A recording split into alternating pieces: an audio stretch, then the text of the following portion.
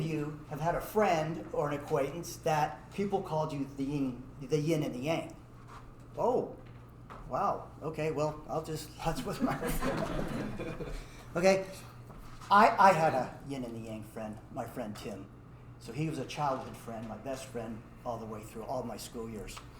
And people said we were the yin and the yang.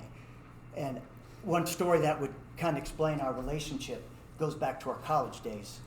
So this is the first week of college, and I got there a few days before Tim did, and we got them all packed in. I said, "Hey Tim, why don't you come on over? We're going to go to the sauna." He goes, "Sauna? What do you mean sauna?" I said, "Oh, well, over at the Marriott, they got a sauna. It's great. You get there, get all meditation." He's like, "No, that's trespassing." I said, "No, not really. I mean, I go there all the time, and nobody seems to care. Nobody seems to mind. I think they like it." He's like, "Well, that means you like it, and you think it's okay."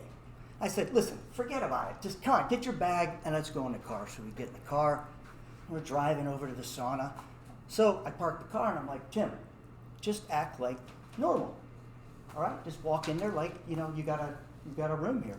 So we're walking, and Tim's like walking around like this, like, "Dude, you look like you're gonna rob a bank. Come on, just like go normal."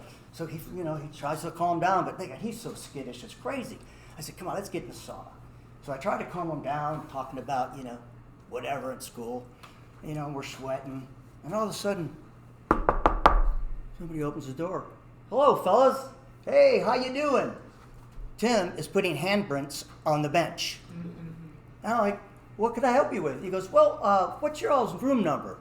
I said, "Well, actually, we're not here, but our parents are coming, and they said to meet us here, and, we figured we'd take a little break till they got here." He goes, "Oh, well, can you tell me the name?" I said, "Jack Smith." So he closes the door.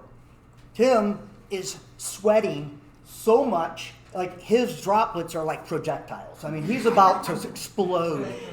I'm like, "Dude, man, come on. This all we got to do is go out the door, go to the car, and we'll drive away. Everything's going to be fine." He goes, "I don't know why I let you do this to me." So we get out, walking. I said, "Now just keep it down. We'll get to the car, right? And then everything's going to be okay." So we pop our heads up to go in the car, and all of a sudden the general manager, "Look, there they are!" I mean, like he's Magnum PI. And I'm like, "Get in the car." So we get in the car, and I'm driving, and I'm looking, and I don't know where he went. And what does he do? He jumps out in front of the car and says, "Stop!" And Tim is like, "Stop!" And I'm like, "I'm not going to stop. I got to get out of here." So then Tim is going absolutely nuts. That guy won't move. I'm like, "Man, you're a $185 of flesh and bone, and I got 4,000 pounds of reinforced steel. Like, who's going to sit in front of a car?" So I'm like driving in at the last minute. Like, I turn the car, I hit him on the side. He rolls over the hood. He's like he's Tom Cruise. Well, Tim is like, "Oh my God, you killed him!" Like, so, I'm looking in the mirror. He's rolling all over the place, and I'm like, "Well, it looks like he's moving okay. And the arms and the limbs are good too." I'm driving along, and Tim is like hysterical. He's like, "Oh my God, only you! How can we get kicked out of school? We haven't even started yet." I said, "Okay, all right, I can work this out. Face the fear." And he goes, "Oh no, not that." So I had this thing called Face the Fear. So every now and again, when I found myself in a difficult situation due to some bad decisions previously, I just had an idea that you can always fix it somehow.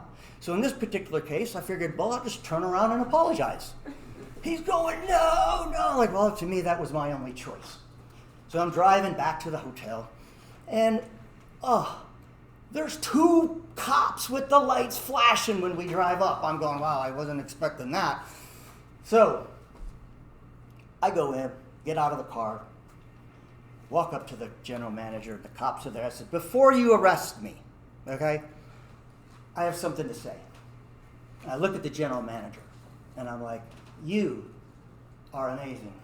I mean, I thought I was dedicated, but to stand in front of a car, like, what kind of person does that as a general manager of a hotel?"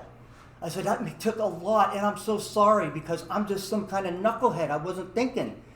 And I looked at the cops, and I'm like, and you, sir, you got way better things to do. than to deal with some college punk student, trespassing. And I said, and by the way, see that guy in the car? It was his idea. I mean, when I was trying to get away from him, he had that steering wheel. He wouldn't let me get out of the way. So I'm really sorry. And the general manager says, okay, that's enough. He comes up to me, puts his arm around me, and says, listen, young man, that took a lot of courage to come back here. And I tell you what, the main reason we do not let you stay in the sauna is because of liability. So next time you want to use it, just come on to the front desk. We'll have you sign a piece of paper, and you use it as much as you like. I said, oh, thank you, sir, thank you. So I turn around, and Tim's going, yep, he's blaming it on me. Yep. Go back to the car, get in. I'm like, hey, Tim. He goes, I hate you. He goes, no, that's not accurate enough. Think about all the hate in the world, and think about all the hate in the world that's been, and all the hate in the world that has been. That's how much I hate you. And I grabbed him by the cheek and I said, well, Timmy, I love you. And that's why we're the Ying and the Yang. Thank you. Thank you, everybody. And Tim. Thank you.